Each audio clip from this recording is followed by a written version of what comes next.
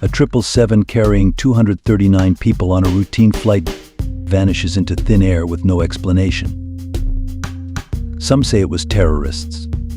Some say it was the military. Some say it was aliens. However, many have begun to point fingers at the flight's pilot in command. How does such a massive jetliner carrying so many people just vanish? I, Detective Hudson, plan to answer these questions, or at least provide a reasonable theory as to the mystery of the infamous Flight 370.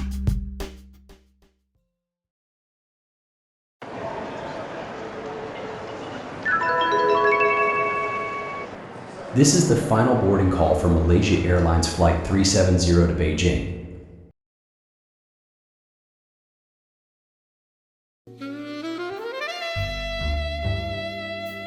March 7, 2014. Malaysia Airlines Flight 370 begins boarding at the Kuala Lumpur International Airport for its flight to Beijing. In command is Captain Zahari Ahmad Shah. He joined Malaysia Airlines as a cadet pilot in 1981, and after training and receiving his commercial pilot's license, he became a second officer with the airline in 1983. He was promoted to captain of Boeing 737-400 airliners in 1991, captain of Airbus A330-300 in 1996, and captain of the Boeing 777 in 1998. He had been a type rating instructor and a type rating examiner since 2007. Zahari had a total of 18,365 hours of flying experience. The first officer was 27-year-old Fariq Abdul Hamid. He joined Malaysia Airlines as a cadet pilot in 2007 after becoming a second officer of Boeing 737-400 airliners. He was promoted to first officer of the Boeing 737-400 in 2010, and then transitioned to the Airbus 330 in 2012. In November 2013, he began training as first officer of Boeing 777 aircraft. Flight 370 was his final training flight, and he was scheduled to be examined on his next flight. Fariq had accumulated 2,763 hours of flying experience. The flight in total carried 239 passengers, 153 from China, 8 from Europe, 13 from East Asia, 5 from North America, 6 from Australia, and 2 from New Zealand. On board were also a group of 19 artists with 6 family members and 4 staff returning from a calligraphy exhibition of their work in Kuala Lumpur. It was also later discovered that 2 Iranian passengers traveling on the flight used stolen Austrian and Italian passports. The planned flight duration was 5 hours and 34 minutes, which would consume an estimated 82,000 pounds of jet fuel. The aircraft carried 108,200 pounds of fuel, including reserves, allowing an endurance of 7 hours and 31 minutes. The extra fuel was enough to divert to alternate airports Jinan Yaoqiang International Airport and Hangzhou Jiaoshan International Airport, which would require at least 10,600 pounds of fuel to reach from Beijing. At 12:42 a.m., Flight 370 took off from runway 32 right and was cleared by air traffic control to climb to flight level 18R on a direct path to navigational waypoint IGARI. At 12:46, Lumpur radar cleared Flight 370 to flight level 350.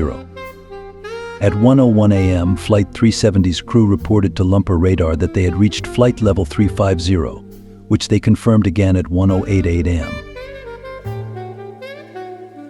Shortly after departure, the flight was transferred from the airport to Lumpur radar air traffic control on frequency 132.6.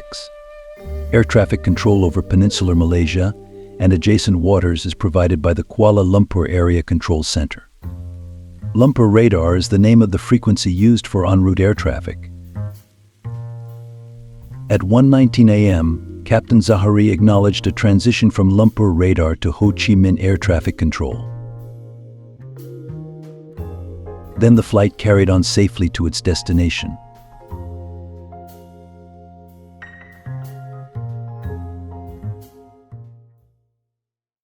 At least, that was the plan. Malaysian 370, maintaining level 350. Malaysian 370. Malaysian 370, contact Ho Chi Minh 120.9. Good night. Good night, Malaysian 370.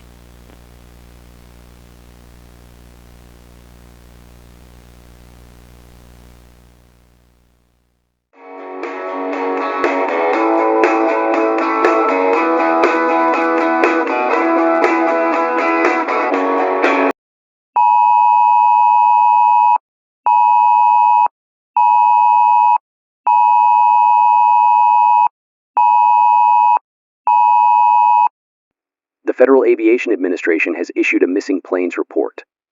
The aircraft is a Malaysia Airlines 777. She was last seen over the South China Sea at 1:22 a.m. She was believed to be traveling west over the Indian Ocean at 2:22 a.m.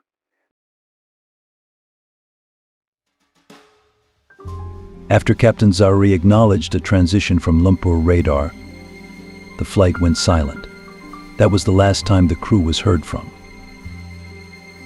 The crew was expected to signal ATC in Ho Chi Minh City as the aircraft passed into Vietnamese airspace, just north of the point where contact was lost.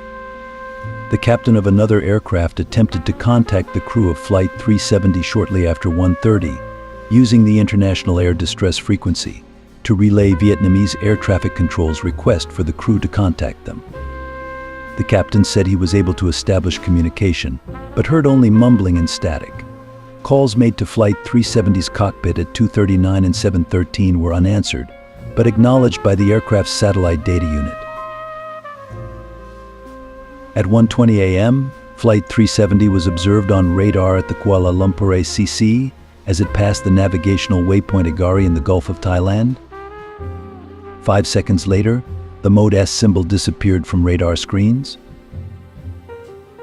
At 1:21 a.m., Flight 370 disappeared from the radar screen at Kuala Lumpur ACC and was lost at about the same time on radar at Ho Chi Minh ACC, which reported that the aircraft was at the nearby waypoint BITOD.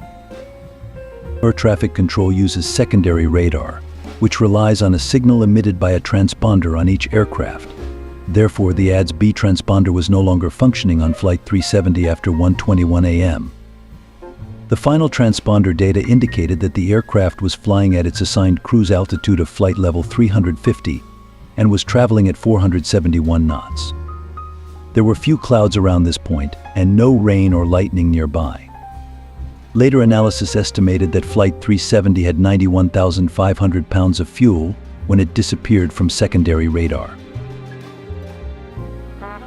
While the aircraft's computer had sent a series of handshakes to nearby communication towers, the flight deck was silent and nothing was on radar. Hours had passed and Beijing still didn't have Flight 370. After hours and no sign of the aircraft or transmissions from the cockpit, Malaysia soon realized that something was very, very wrong.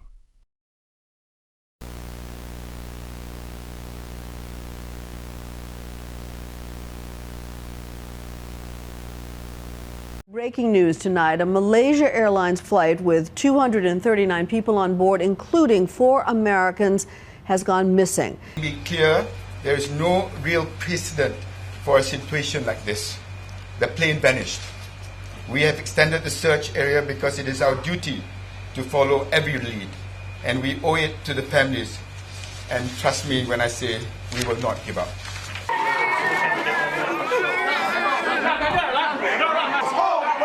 操他妈马来西亚老婆！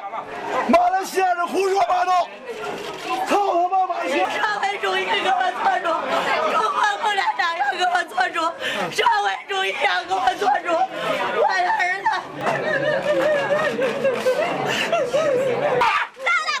你妈了个逼鬼的！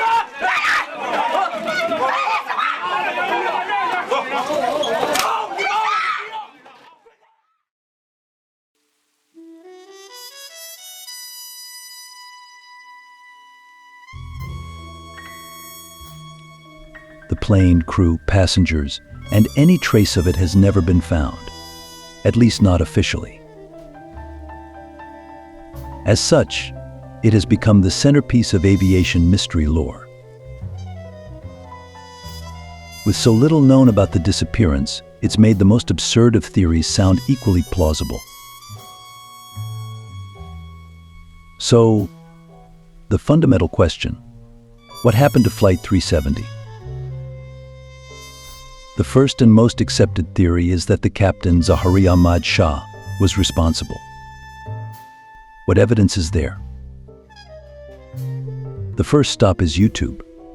Zahari had a YouTube channel that, until the Vanishing, was relatively active. In one of his videos, he has flight simulator with what appears to be a Malaysia 777 on the monitor. While by itself it's nothing to take note of. However, it was later discovered that in the flight simulator, he had flown a route that was very similar to the path that Flight 370 had taken. It was also determined that he had attempted to wipe the data about a month prior. Detectives interviewed the family and friends of Zahari. Many, including his daughter, claimed that his mental health was rapidly declining. His daughter went on to claim, "He was unrecognizable. He was in no position to be flying." Zahari had also been in the midst of marital issues. He had been flirting with other women on multiple occasions. Just after Flight 370 had acknowledged the handoff from air traffic control, the transponder had been shut off. There was no indication that the 777 had been suffering electrical malfunctions. The only way it could have turned off was if it had been manually deactivated. The only people with the ability to do that would be the flight crew. That leaves the primary suspect, the captain in command. However, that's only one theory. The other theory is that the whole thing is a cover-up from the Malaysian military. Either it was shot down or went missing due to incompetence on the part of the military. Public communication from Malaysian officials regarding the loss of Flight 370 was initially a storm of confusion. The Malaysian government and the airline released imprecise, incomplete, and occasionally inaccurate information, with civilian officials sometimes contradicting military leaders. Malaysian officials were criticized for such persistent release of contradictory information, most notably regarding the last location and time of contact with the aircraft. International relations experts suggested that entrenched rivalries over sovereignty, security, intelligence, and national interests made meaningful multilateral cooperation very difficult. A Chinese academic made the observation that the parties were searching independently, and it was therefore not a multilateral search effort. Vietnam temporarily scaled back its search operations after the country's deputy transport minister cited a lack of communication from Malaysian officials despite requests for more information. China, through the official Xinhua news agency, urged the Malaysian government to take charge and conduct the operation with greater transparency, a point echoed by the Chinese Foreign Ministry days later. Malaysia had initially declined to release raw data from its military radar, deeming the information too sensitive. Defense experts suggested that giving others access to radar information could be sensitive on a military level. For example, the rate at which they can take the picture can also reveal how good the radar system is. One suggested that some countries could already have had radar data on the aircraft, but were reluctant to share any information that could potentially reveal their defense capabilities and compromise their own security. Similarly, submarines patrolling the South China Sea might have information in the event of a water impact, and sharing such information could reveal their locations and listening capabilities. Many Air Force experts raised questions, and the Malaysian opposition leveled criticisms about the state of Malaysia's Air Force and radar capabilities. Many criticized the failure of the Royal Malaysian Air Force to identify and respond to an unidentified aircraft, later determined to be Flight 370 flying through Malaysian airspace. The Malaysian military became aware of the unidentified aircraft only after reviewing radar recordings several hours after the flight's disappearance. The failure to recognize and react to the unidentified aircraft was a security breach, and was also a missed opportunity to intercept Flight 370 and prevent the time-consuming and expensive search operation. The Malaysian Prime Minister, Najib Razak, responded to criticism of his government in an opinion piece published in the Wall Street Journal, in which he acknowledged mistakes had been made and said time would show that Malaysia had done its best, had helped coordinate the search, and would continue to provide support.